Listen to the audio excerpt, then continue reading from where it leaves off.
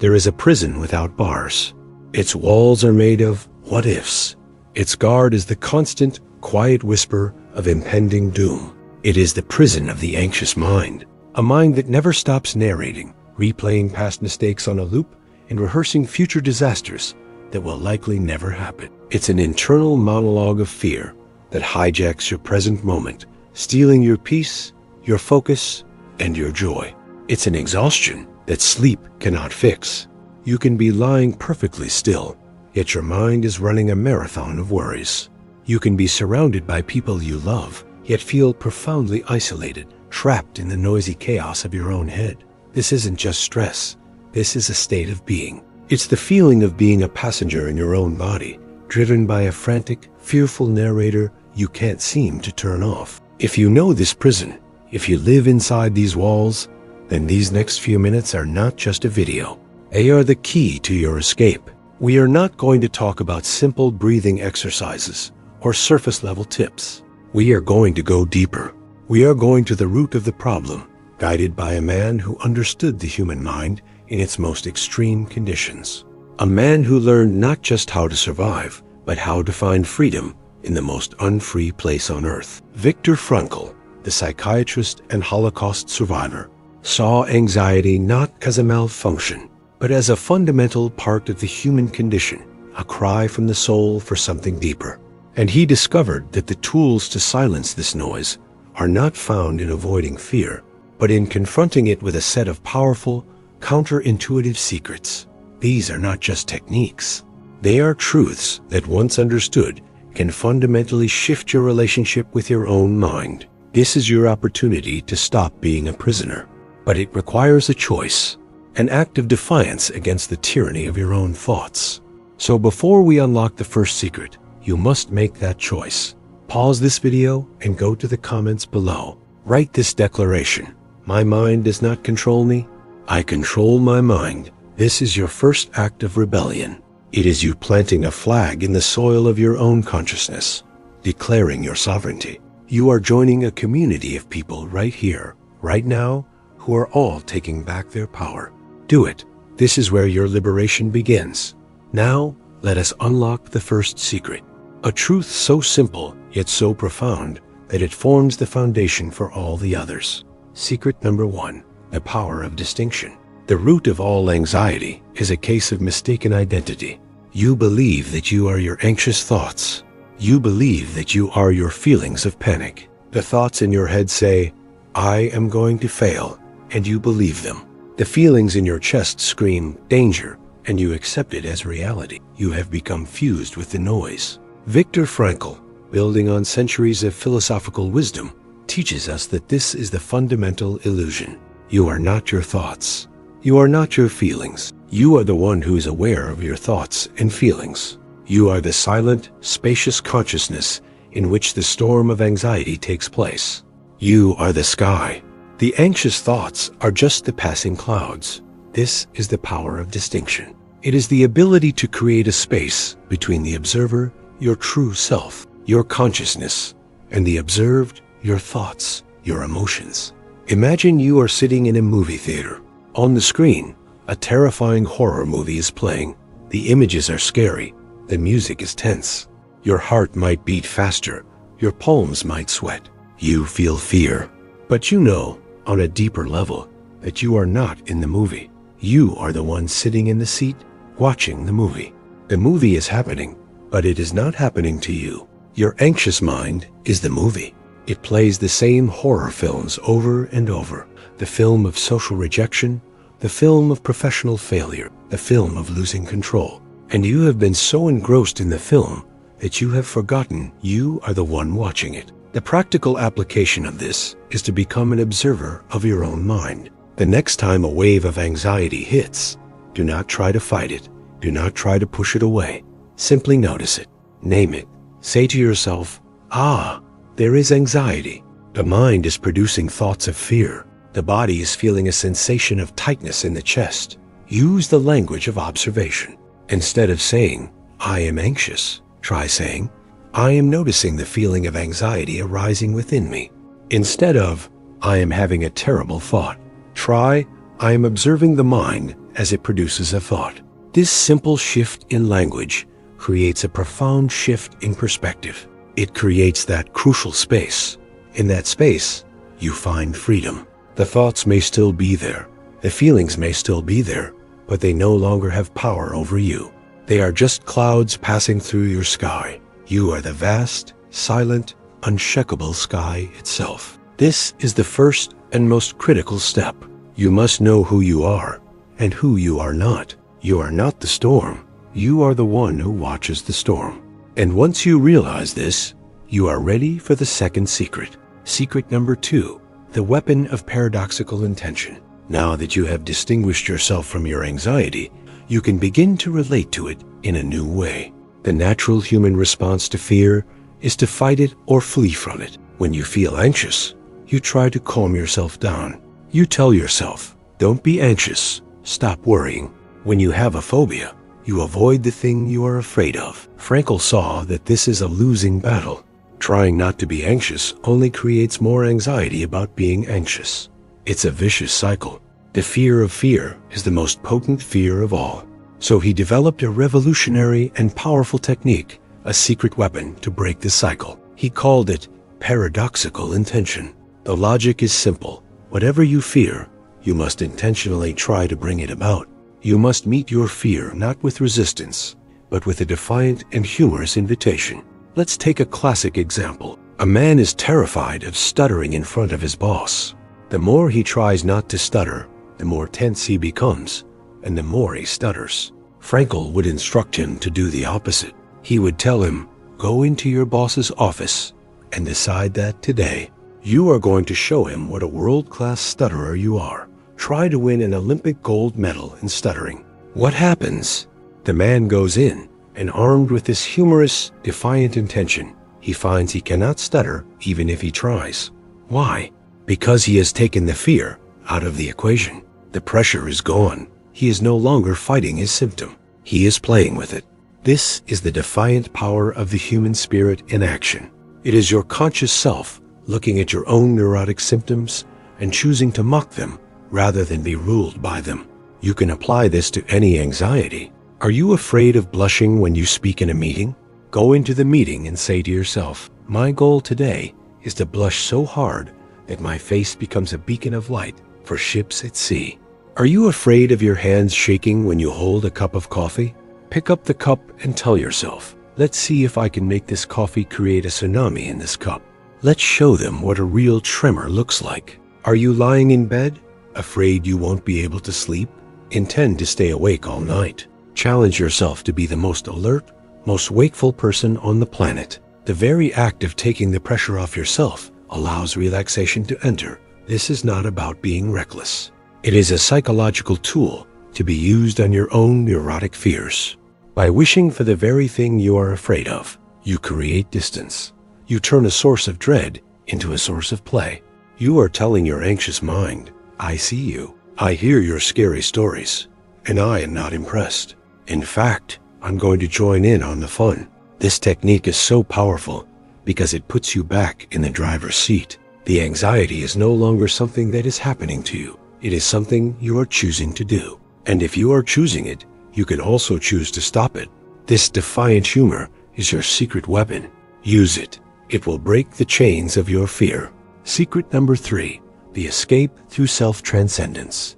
Anxiety, at its core, is a disease of self-obsession. When you are anxious, your world shrinks to the size of your own ego. Your thoughts are a constant stream of me, me. What will they think of me? What if I fail? What if something bad happens to me? Your focus is turned inward, like a camera pointed at itself, creating a distorted and claustrophobic feedback loop. The prison of anxiety is a room full of mirrors.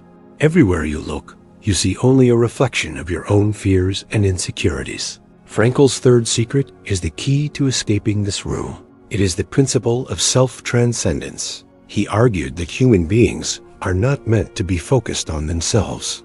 We are designed to be directed outward, towards something or someone beyond our own skin. He wrote, the human being is a self-transcending being. We only find ourselves when we forget ourselves.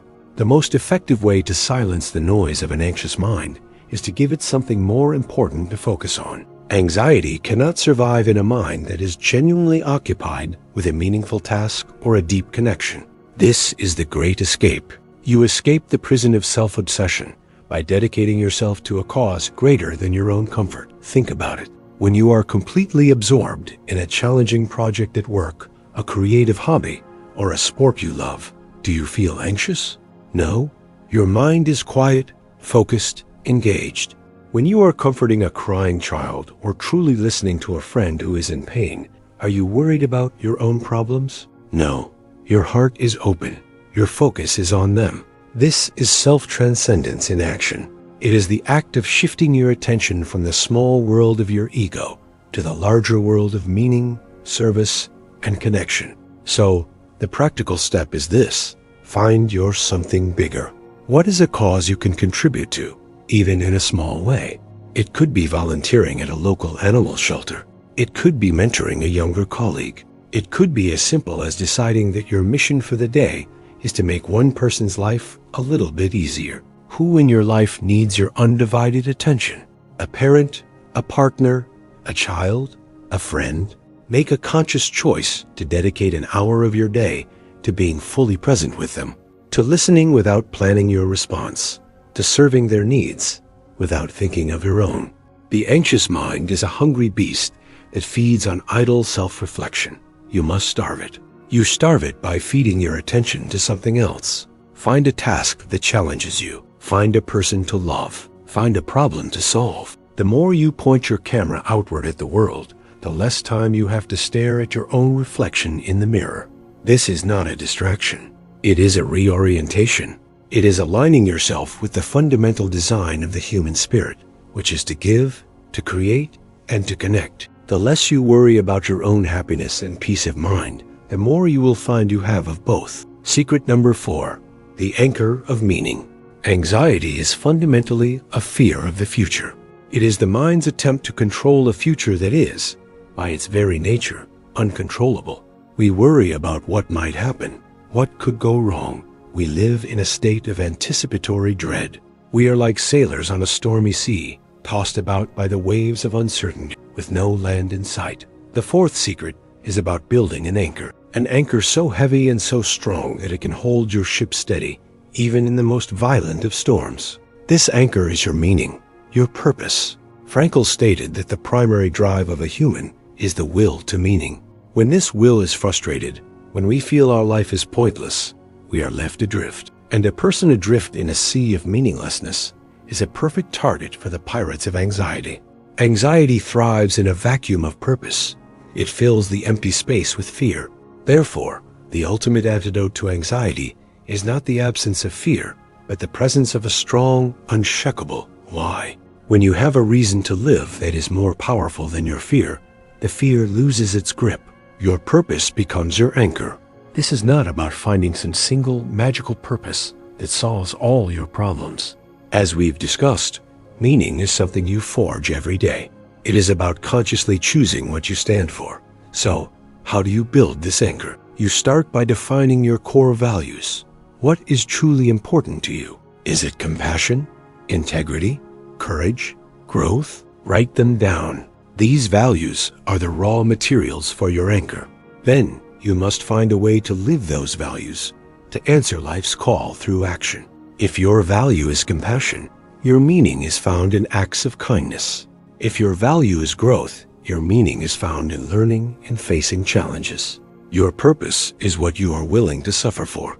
When you are anxious about a presentation at work, remind yourself of the larger purpose behind it. Perhaps it is to provide for your family. Perhaps it is to contribute to a project you believe in. That purpose, that why, is more important than your fear of being judged. It becomes your anchor. When you feel social anxiety, remind yourself of your purpose to connect with others authentically. That purpose is more important than the fear of saying the wrong thing.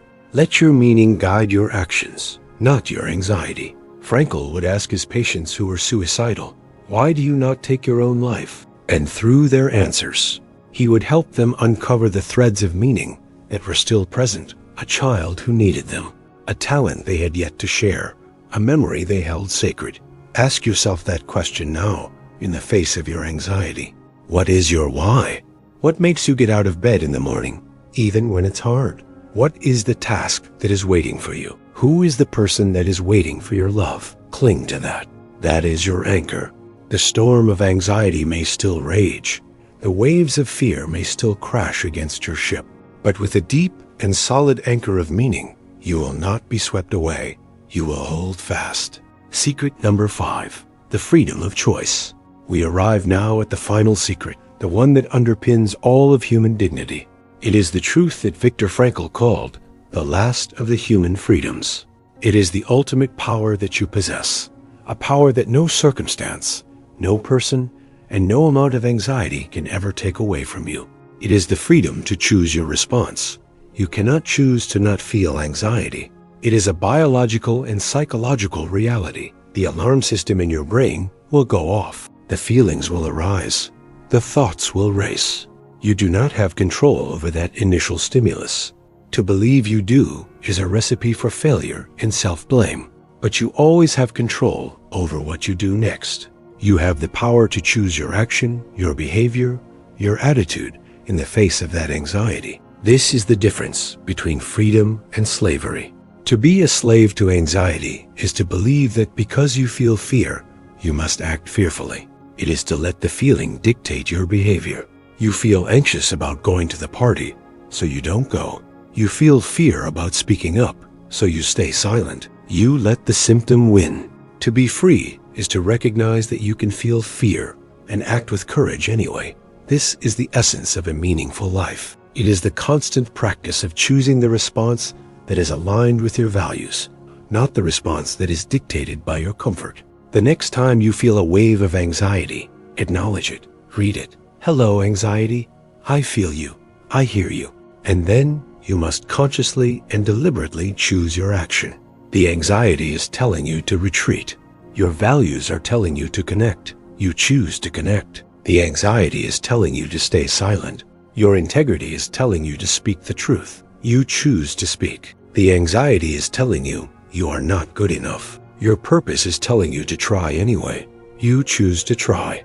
Every time you do this, you are casting a vote for your higher self. You are strengthening your courage muscle. You are proving to yourself and to the world that you are more than your fear.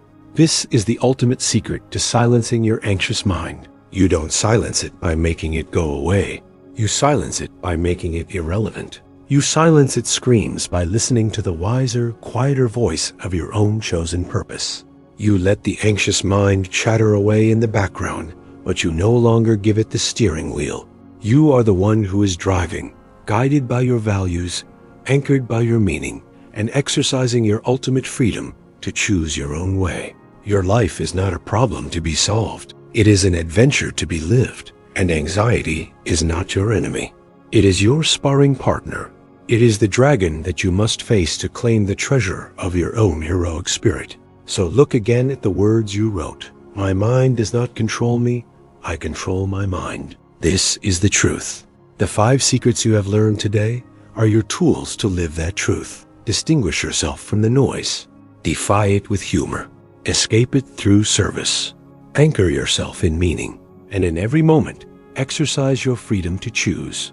The prison door is open. The key has been in your hand all along.